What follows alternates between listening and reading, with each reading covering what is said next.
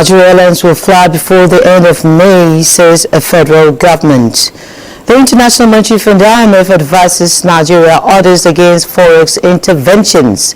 Nigeria's headline inflation rate rise to 22.22% in April 2023, the highest rate in 17 years. Oil prices extend gains on U.S. plans to refill reserve, Canada's wildfires, plus Asian markets trading mixed as investors digest key China's April activity data. The program is Business Express, reaching you from Abuja, Nigeria's capital. I am Leah Katumbabatunde, your guide.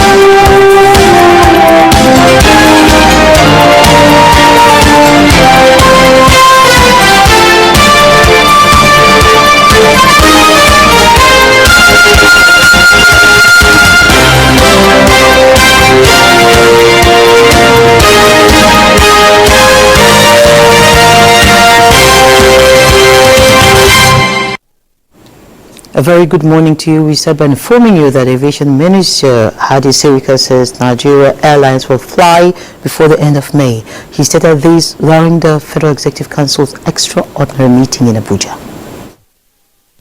Part of our roadmap, the aviation leading company has been established and approved by Council. So therefore, entrepreneurs in civil aviation will have access to this equipment at affordable rates and within our country, Nigeria. And this is part of the roadmap. So the roadmap is gradually coming to 100% completion. Nigeria's inflation rate has increased for the fourth consecutive month to 22.22% in April. This is higher than the 22.04% recorded in March. Now, this is according to the Commodity Price Index report published on Monday by the National Bureau of Statistics, that is the NBS. The April 2023 inflation rate showed an increase of 0.18 percentage points when compared to March 2023 headline inflation rate. Similarly, on a year-on-year basis, the headline inflation rate was 5.4 percentage points higher compared to the rate recorded in April 2022, which was 16.82%. Now, as Nigeria continues to record increasing inflation numbers defying the contractionary monetary stance of the Central Bank of Nigeria, what does this mean for the economy? To speak on this is a senior economist with SPM Professionals, Paul Alaje, who joins us virtually from Lagos. You're welcome, Mr. Paul, to Business Express.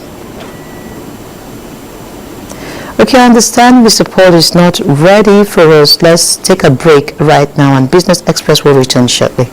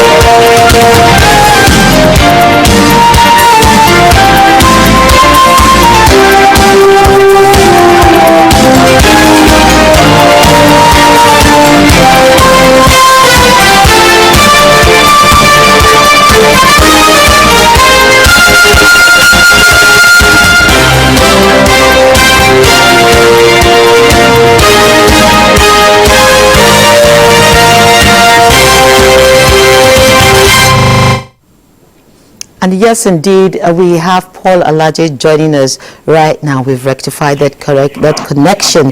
Paul, good morning. It's good to see you this bright and beautiful morning. Good morning, and thank you so very much for having me. You're fantastic. How is Lagos? I hope no traffic is hitting you up at that end.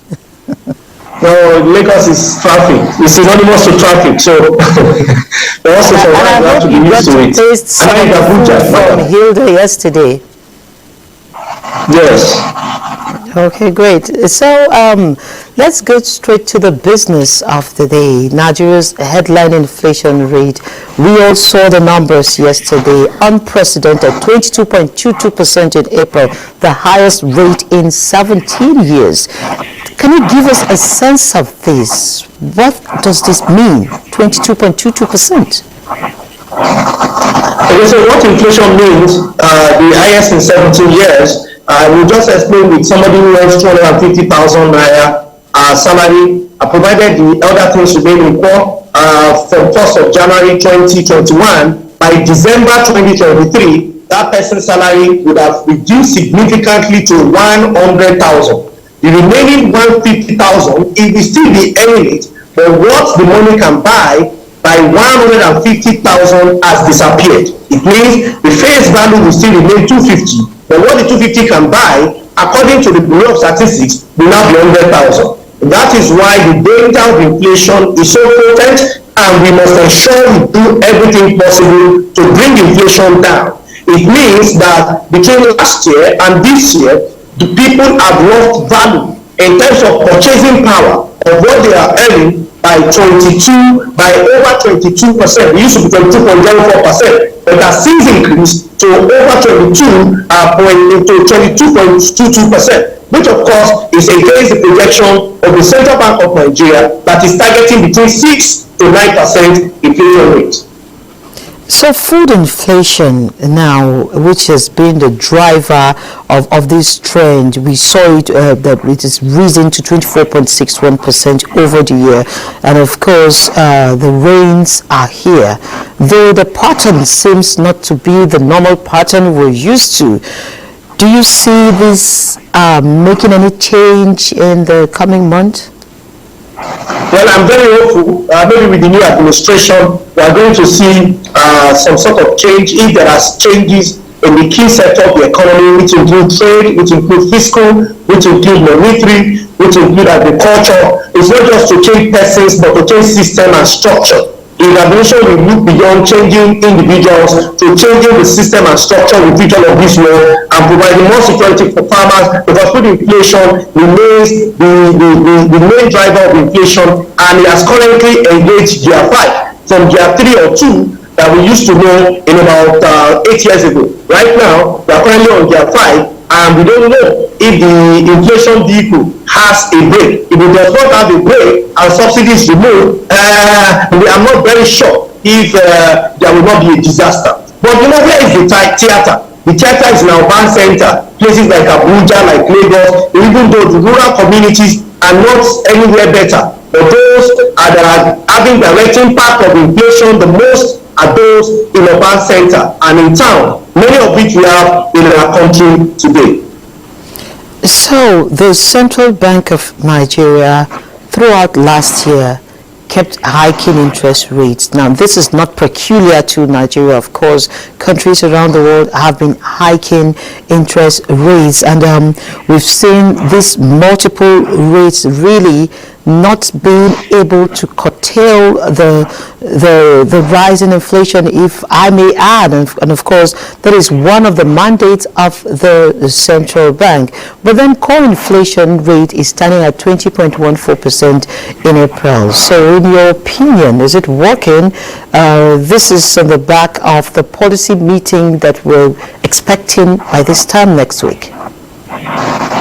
Well, the truth is that Central Bank of Nigeria, through its monetary policy committee, continue to tighten, so such that we are going to see response to inflation. Imagine if there was no tightening at all. Inflation in Nigeria might have gone as high as 30-35%. So we will not say that tightening has not really responded. Potentially, it has curtailed what inflation could be. But is 22% plus enough, or is it what we should celebrate? The truth is no.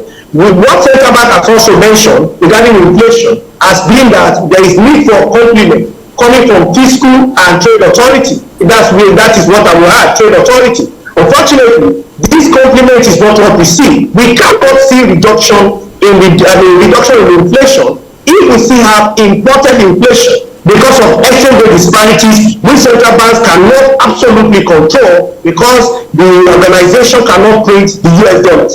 Therefore, we must know that the economy is interrelated. There is no way we can isolate ourselves from the rest of the world. If you don't buy from them, if you don't sell to them, they will sell to us. Unfortunately, parameters or the foundation or the pillars for us to do this for the rest of the world is not what we are currently doing. So inflation will continue. Tomorrow we don't know which country will attack the other, and the rest of the world, especially Nigeria and Africa, will depend on such countries. As we speak, if it's Ukraine, Russia, we have seen, but we don't know what may happen this time next year, or if there is anything in plan on the offering that many of us are not even aware of yet.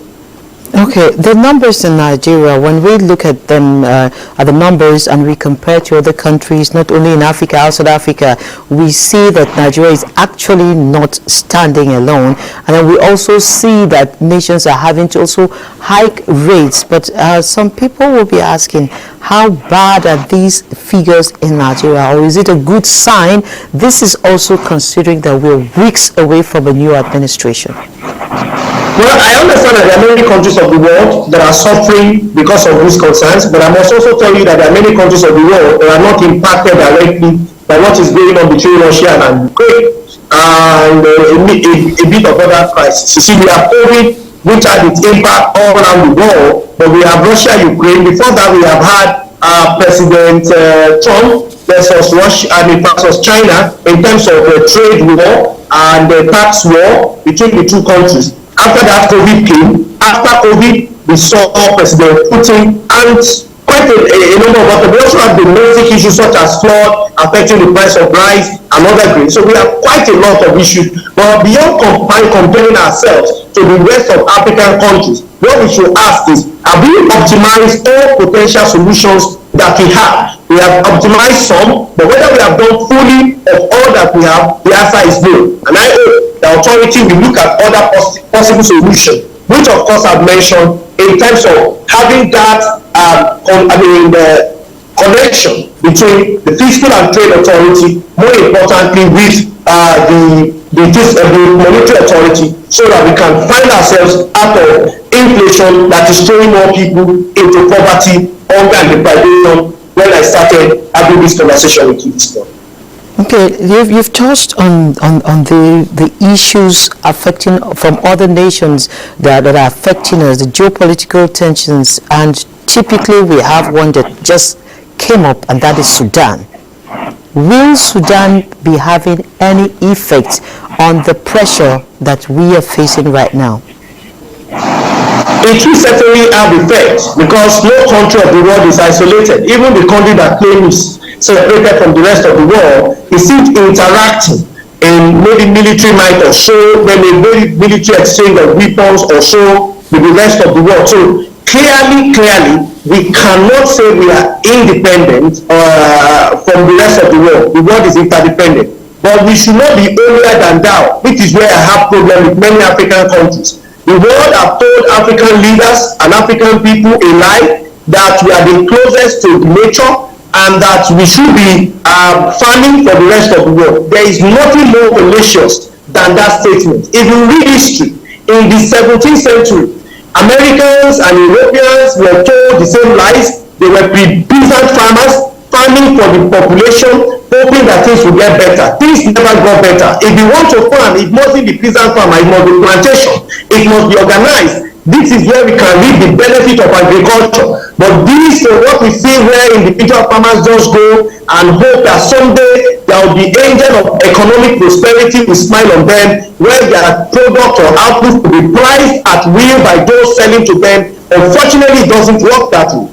African leaders and African people must understand for us to get to a level of prosperity where we want to be, we must combine our agriculture with production, and production and processing must take a forefront. Yes, we will not neglect agriculture. We will even improve on agriculture, but process the same and sell finished products to the rest of the world, to them in India, to them in China, to them in Indonesia. We must sell finished products. We must not bring in raw material. I mean, we must not try to sell only raw material, because the work are not just on the farm, sustainable jobs are more with the factory. So Africa, we have arable land, which is good, but more beyond, maybe beyond arable land, if it can work on power supply and knowledge, that is know-how. I'm not talking of university or polytechnic education. I'm talking of know-how. We can combine that with what we have in agriculture, and we're able to provide power to go into processing and manufacturing. Then soon enough, Africa will become a continent to reckon with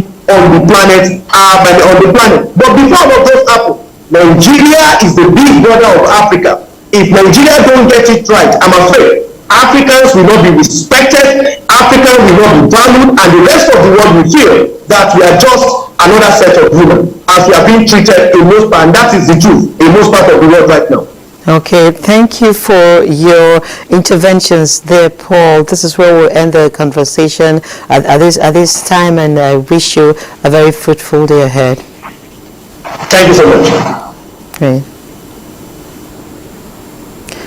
Nigeria's increasing adoption and usage of financial services in priority demographics to address financial inclusion gaps through the National Financial Inclusion Strategy 2022. Addition to the strategy is the Sabi Money e-learning platform unveiled this Monday in Abuja by the Governor of the Central Bank of Nigeria, Godwin Emefiele, which is aimed at providing individuals with the opportunity to be trained and become certified financial literacy trainers. Penetration of financial literacy in Nigeria is still very low.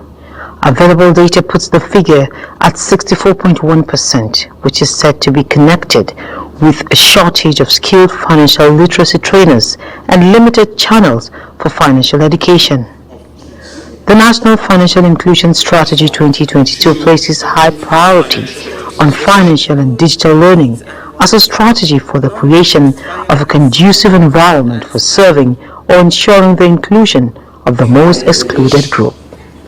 These give birth to the e-learning platform, Sabi Money. What we're doing is that training people who will become trainers, who will take what they have learned on financial literacy to our weak and the vulnerable people and teach them about financial literacy, because we believe through this program we should be able to deepen financial inclusion, increase the percentage, and hopefully achieve the targets that we have set for ourselves.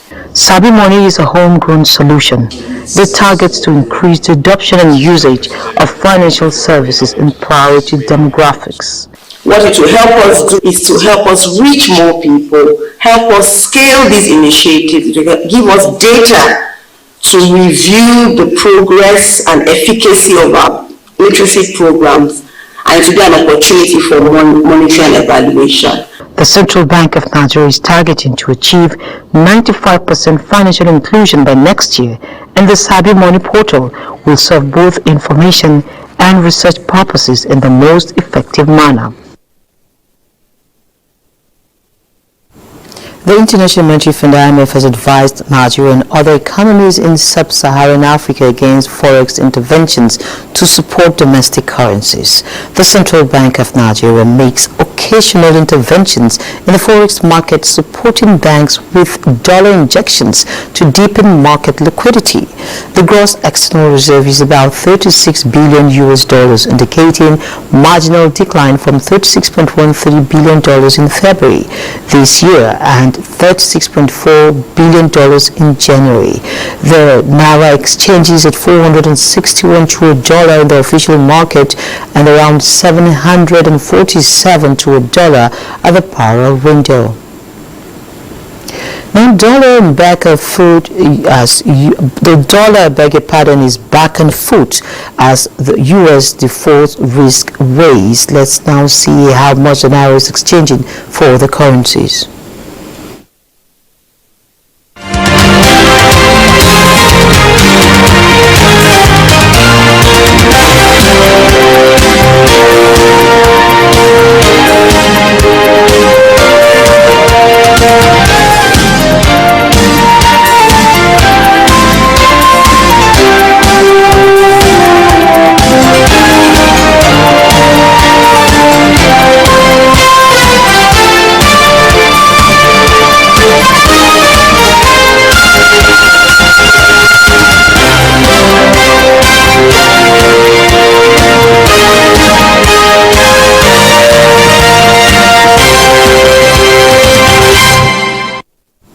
Oil prices rose for a second day early on Tuesday as U.S. plans to purchase oil for the Strategic Petroleum Reserve, or SPR, lent support while raging wildfires in Canada fueled supply woes.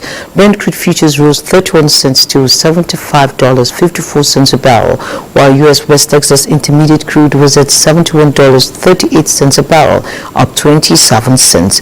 Both benchmarks rose more than 1% on Monday, reversing a three-session losing streak. The U.S. Department of Energy said on Monday it would buy 3 million barrels of crude oil for the SPR for delivery in August and asked that offers be submitted by May 31.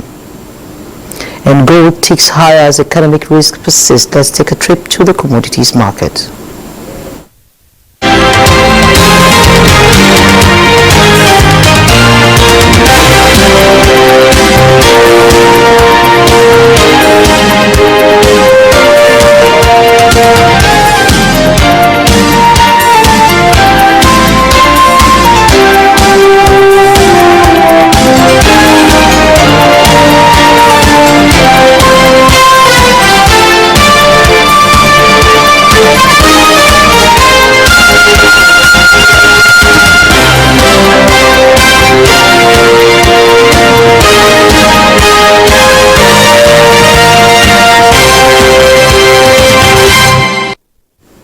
The Nigerian equities market started the new trading week on a positive note, with the NGX experiencing a marginal increase of 9 billion naira in market capitalization. The modest rise reflects early week optimism amongst investors. The benchmark all-share index slightly gained 0.03% to open the week at 52,231.29 points, as against 52,214.62 points recorded in the previous trading session. The market capitalization of equities equally saw a modest rise of 0.1% to begin the week at 28.44 trillion naira, as against previous trading session where it closed 28.43 trillion naira. Next is global market. This Tuesday morning, European markets are lower as traders reacted to fresh data corporate news and followed the US debt ceiling negotiations. Asia markets are trading mixed as investors digest key economic releases from China that missed estimates despite market expectations of a further rebound growth. Nikkei is positive at 0.73% to close 29,842.99, while the Hang Seng Index and Shanghai Composite are on the negative lane. US stock futures are all lower on Tuesday morning as all eyes on Wall Street turn to a Tuesday meeting between congressional leaders and President Joe Biden. Futures tied to the S&P 500 slipped 0.14%. Nasdaq 100 futures inched lower by 0.02%. Futures linked to the Dow Jones Industrial Average also lost 63 points or 0.19%. Most African markets open mixed, with Namibia's overall index posting positive, while new figures from other markets are expected by investors. Thank you, Boss Abel, and this is where we end this edition of Business Express. We value your feedback, so keep the comments, observations, and suggestions coming. Also, be informed that all previous episodes are available on YouTube on the NTA's channel. Business Express returns Wednesday by 3 p.m. And don't forget, put your eyes on the markets and make wiser investment decisions. My name is Leah Katimba Ratunde saying have a blessed day and God bless Nigeria.